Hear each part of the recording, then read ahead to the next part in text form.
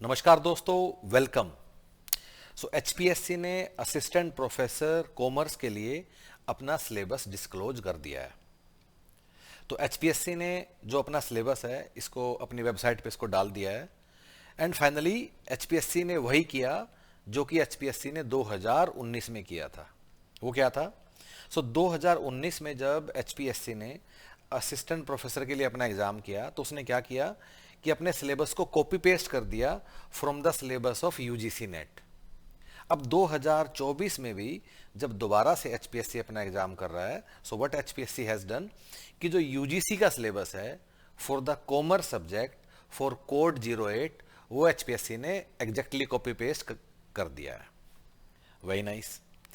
तो आज हम इस वीडियो में क्या करेंगे कि अब इस सिलेबस का क्या मतलब है, इस एग्जाम का यूजीसी की पढ़ाई से अब कितना रिलेशन है। सिलेबस तो है ही वो, ठीक है, अब पढ़ाई करने के तरीके में या इस एग्जाम की जो रिक्वायरमेंट है वो कितनी डिफरेंट है, और इस सिलेबस के बारे में हम थोड़ा बातचीत करेंगे और ये भी समझने की कोशिश करेंगे कि अब हमें क्या करना है, हाउ टू मूव फॉरवर्ड, कैसे तैयारी करने है, इस बारे में भी हम थोड़ा सा बात करेंगे। So guys, my name is Nitesh और मैं ह्यूमन पेरिटस से हूँ।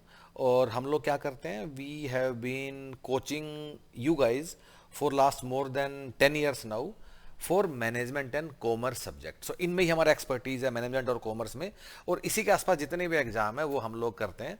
और इसलिए मैं आपसे आज असिस्टेंट प्रोफेसर कॉमर्स वाले एग्जाम की मैं आपसे बात करने के लिए आपके सामने बैठा हूँ।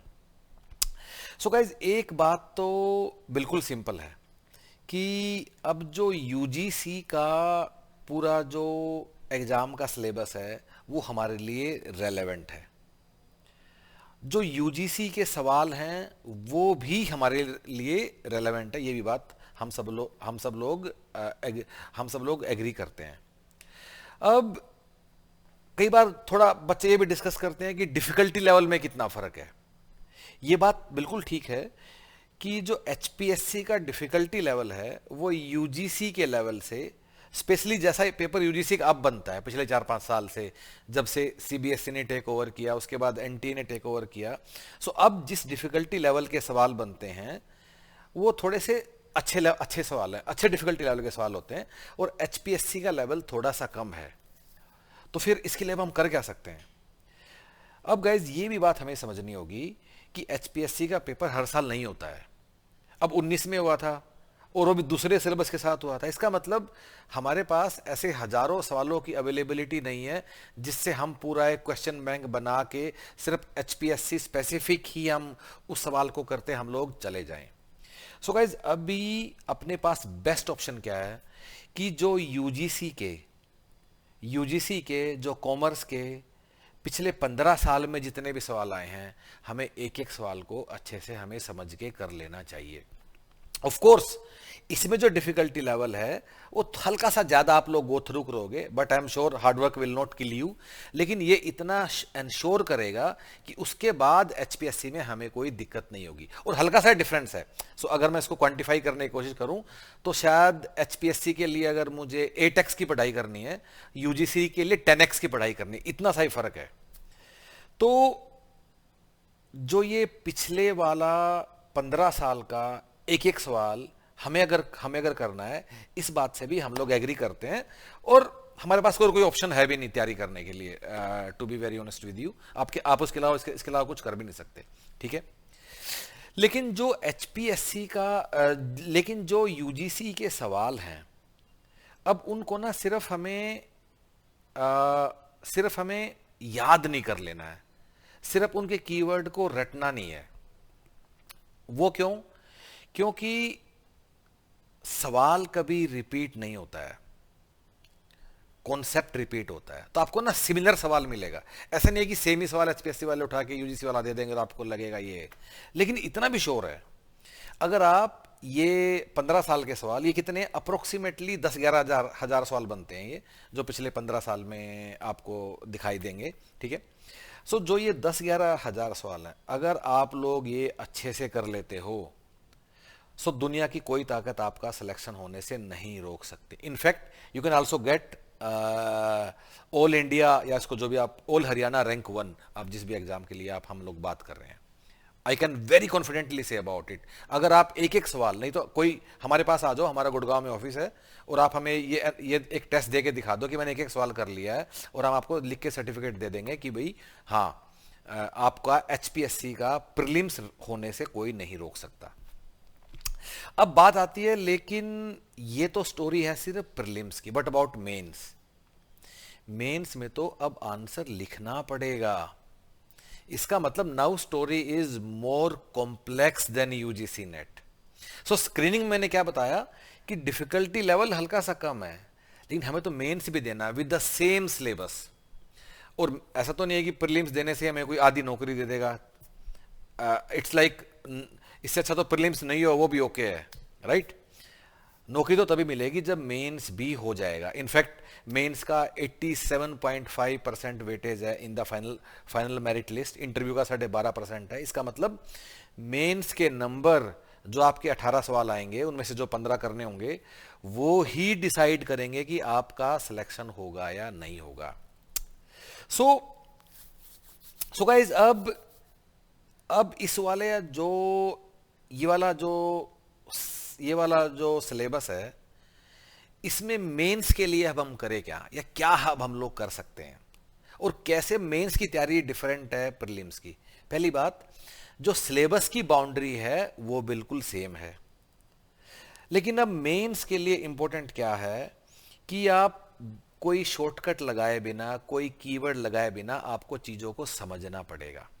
पहली बात, दो काम करने हैं मेंस के लिए कि समझ के करना पड़ेगा। कई बार यूजीसी के लोग, क्योंकि हम इतने सालों से करवाते आ रहे हैं और सैकड़ों लोगों ने हमारे साथ यूजीसी का नेट भी निकाला, जेआरएफ भी निकाला है, ऑल इंडिया रैंक 1 भी लिया है, ठीक है, हम जानते हैं कि कुछ लोग थोड़ा रट्टा लगा के कीवर्ड याद करके भी उससे भी यहाँ वहाँ करके यूजीसी निकाल लेते हैं। ऐसी बात नहीं है, वो लोग भी कर लेते हैं। हालांकि वो धीरे धीरे अब डिफिकल्ट होता जा रहा है जब से एनटीए आया है, पर पहले लोग आराम से निकाल लेते थे।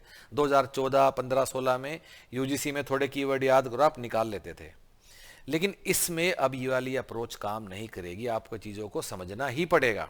क्यों समझना पड़ेगा? क्योंकि आपको कल को वो आंसर लिखने भी हैं। सो दो बातों पे मैं वापस आता हूं। मेंस के लिए दो बातें क्या है? नंबर 1 समझना, नंबर 2 लिख लिख के करना। गाइस, अब आपको नोट्स बनाने की हैबिट डालनी ही पड़ेगी।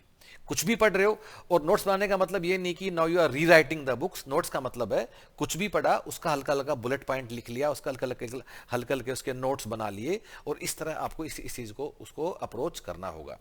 सो guys, once again coming back, UGC का सारा सिलेबस करना है, लेकिन समझ के करना है। चीजों को रटने की कोशिश नहीं करनी है, क्योंकि आपको मेंस भी लिखना है। अगर आप समझ के करते हो और आप साथ में अपने नोट्स भी बनाते हो, लिखने की हैबिट शुरू करते हो अभी से, don't wait for the final day कि मैं प्रीलिम्स निकाल लूंगा, उसके बाद मैं कुछ स्पेशल यूपीएससी के लोगों की तरह आंसर राइटिंग की प्रैक्टिस करूंगा और फिर मुझे लिखना का पता चलेगा। वो दिन कभी नहीं आएगा गाइज। अभी से ही अपने छोटे छोटे नोट्स बनाने शुरू कर दो। मैं आपको टारगेट दे सकता हूं। अगर आप कॉमर्स का पेपर दे रहे हो तो by the end of your preparation जो A4 साइज के कागज है ना, तो आपके 5000 कागज भर जाने चाहिए। मतलब 10 रिम, 500 का एक रिम आता है, वो 10 भर जाने चाहिए, और उससे आप मुझे समझ में आ जाएगा कि आपने अपना जो रिक्वायर्ड मेहनत था वो आपने कर लिया है। अब गाइज, अब जो सिलेबस है, ठीक है, एक बार जैसे सिलेबस का हम लोग देख ही लेते हैं, and will discuss the next point with that.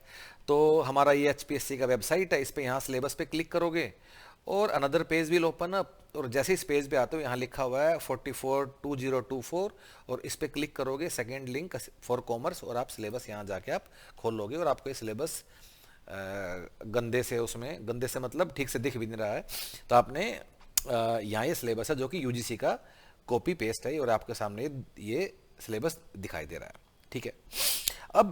अब मैं आपको एक एग्जांपल दे एक बात बताना चाहता हूं। जैसे कि इसमें एक कीवर्ड लेते हैं, चलो कीवर्ड लेते हैं प्रोबेबिलिटी डिस्ट्रीब्यूशन। सिलेबस में क्या लिखा है?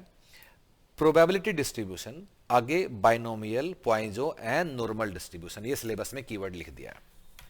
अब जब भी हम प्रोबेबिलिटी डिस्ट्रीब्यूशन का किसी किताब में चैप्टर पढ़ते हैं तो वहां ना एक दो तरह के डिस्ट्रीब्यूशन और भी होते हैं इन तीन के अलावा। जैसे कि एक्सपोनेंशियल डिस्ट्रीब्यूशन, या फिर एक वो मुझे उसका नाम नहीं याद आ रहा है जिसका वो कर्व रेक्टेंगुलर कर्व बनता है, एक मतलब वो भी होता है, आप लोग देख लीजिए, उसका नाम नहीं याद आ रहा है, ठीक है। या फिर अभी के लिए एक नाम याद करते हैं कि एक्सपोनेंशियल डिस्ट्रीब्यूशन हमें सिलेबस में कीवर्ड नहीं दिया है, तो क्या अब हम एक्सपोनेंशियल डिस्ट्रीब्यूशन हम लोग क्या नहीं पढ़ें या हम लोग पढ़ें? सो इस बात को समझने के लिए 2019 के पास चलते हैं। अब 2019 का सिलेबस ये है जो 2019 में था, अगेन यही टॉपिक मैं उठाता हूं, ठीक है, और प्रोबेबिलिटी डिस्ट्रीब्यूशन में ही हम लोग जाते हैं बिजनेस स्टैट्स में, और यहां सिर्फ और सिर्फ नॉर्मल डिस्ट्रीब्यूशन दिया हुआ है, प्रोबेबिलिटी डिस्ट्रीब्यूशन सिर्फ नॉर्मल डिस्ट्रीब्यूशन दिया हुआ है। लेकिन अगर आप 2019 का पेपर देखोगे, and let me take you to a question, ठीक है, और इस क्वेश्चन का so this was I think question number 73। ये देखिए, which of the following distribution is use to describe the behaviour of rare events. अब यहां हालांकि सिलेबस में से नॉर्मल डिस्ट्रीब्यूशन लिखा था 2019 में, लेकिन जो 2019 में जो पेपर आया उसके लिए आपको पॉइंजो डिस्ट्रीब्यूशन और बाइनोमियल डिस्ट्रीब्यूशन की भी पता होने की नीड थी। सिमिलरली आपको एक और सवाल मैं दिखाता हूं, ये देखिए क्वेश्चन नंबर 76 देखते हैं, ब्लैक स्कोल्स मॉडल के ऊपर ये सवाल आया हुआ है, ठीक है, जो कि हम लोग पढ़ते हैं किसमें, डेरिवेटिव्स में पढ़ते हैं। अब 2019 के सिलेबस में डेरिवेटिव शब्द का नाम ही नहीं है कहीं, ठीक है। सो गाइज हम लोग क्या कहने की कोशिश कर रहे हैं आपको कि इस सिलेबस के कीवर्ड को समझ के ऐसा नहीं करना है कि बिल्कुल ही उसके आगे पीछे जो किताब में दिया उसको भूल ही जाना है, ठीक है। ऐसा नहीं है कि बिल्कुल ही आप कि नहीं मैं तो इस कीवर्ड के साथ ही रहूंगा, थोड़ा उसके आगे पीछे भी जो जो चीजें होती हैं ऑफ कोर्स हम भी आपके लिए कुछ करेंगे।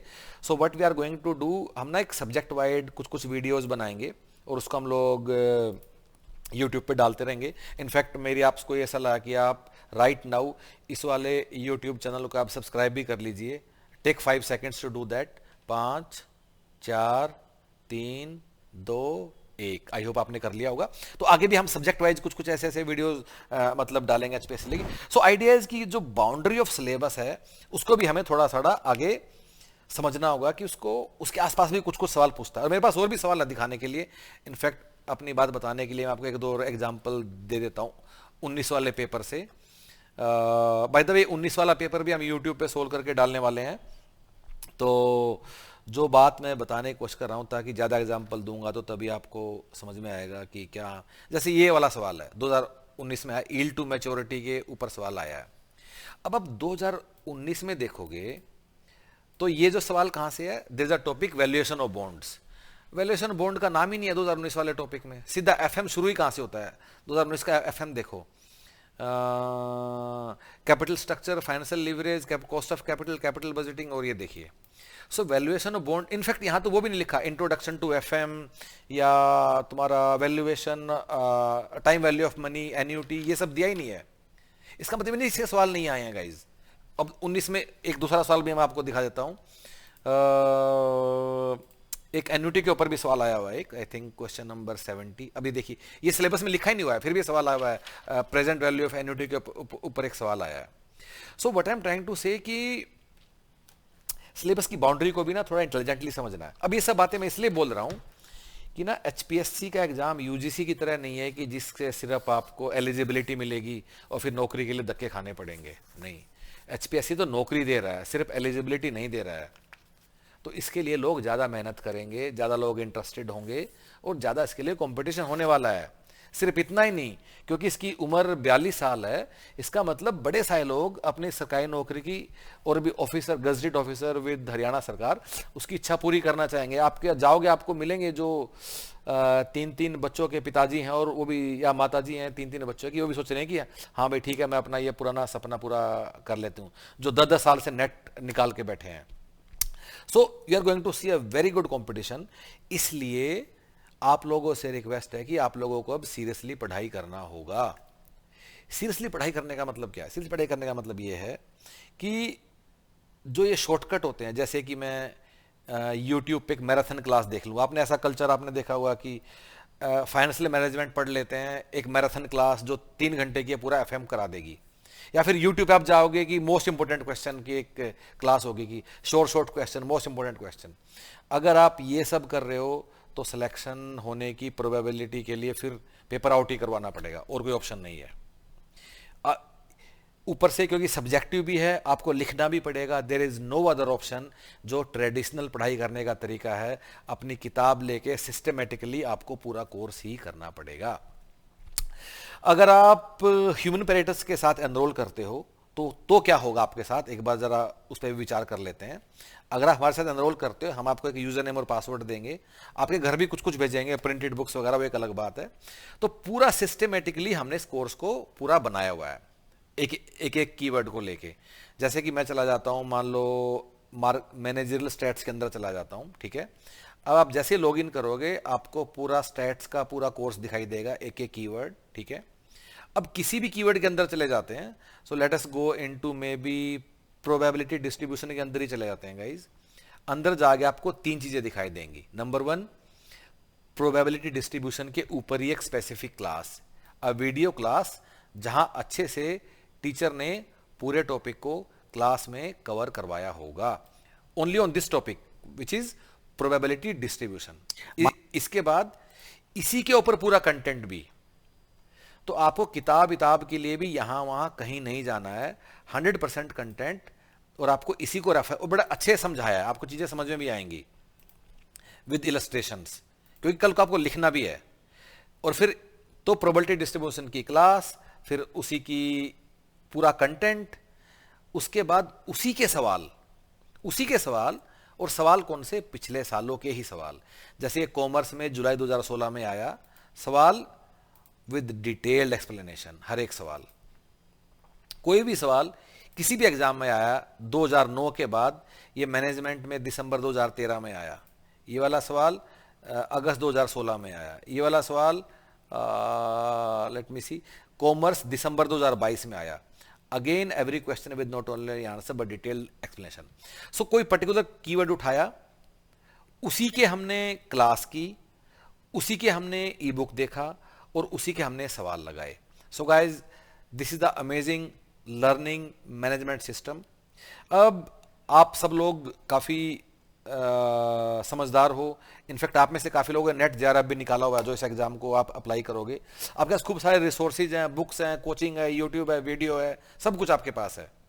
पर मेरी आप लोगों को एक रिक्वेस्ट है, जो भी आपके पास है, एक दिन के लिए ह्यूमन पैरेटस के इस एलएमएस का फ्री ट्रायल जरूर लेना, just for 1 day, and check it out. और आप अपना सब साइड में रख दोगे और आपका मन करेगा यहीं से पढ़ने के लिए, और इससे बाहर कुछ आएगा, इसकी प्रोबेबिलिटी भी काफी ज्यादा ही कम है, ठीक है। So guys, with that note, syllabus हमारे पास आ गया है। अब हमें तैयारी शुरू करना है, सीरियसली हमें पढ़ाई करना है। एंड 2-3 चीजें, सबसे पहले इस चैनल को सब्सक्राइब कर लीजिए। अनदर थिंग, इस वीडियो के नीचे डिस्क्रिप्शन में एक लिंक है, अगर आप उसको क्लिक करोगे, you will get connected to our team directly via WhatsApp chat.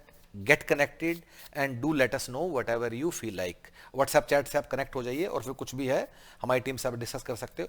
अगर आप कमेंट से भी कुछ लिखना चाहते हो, यू आर वेलकम, आप वहां लिख दीजिए। And all the best guys. हम लोग HPSC कॉमर्स के लगातार कुछ चीज़ें हम लोग कर रहे हैं।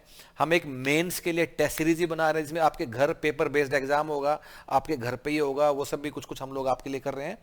सो ये सब समझने के लिए कि हम क्या कर रहे हैं, क्या हमारा प्लान है, उसके लिए क्या कर सकते हो, ह्यूमन पैरेटस की वेबसाइट पे जाओ, और यहाँ लिखा हुआ है HPSC असिस्टेंट प्रोफेसर कॉमर्स। जैसे इसको आप क्लिक करोगे, another page will open up, और यहाँ पूरा प्लान हम लोगों ने दिया हुआ है। So guys, once again, thank you so much for your time and be in touch. और हम लोग लाइव सेशन भी करने वाले हैं कुछ करके, so do consider subscribing to this channel, और अच्छे से पढ़ाई करना है, and nobody can stop you from getting this very good job. Thank you guys, all the best.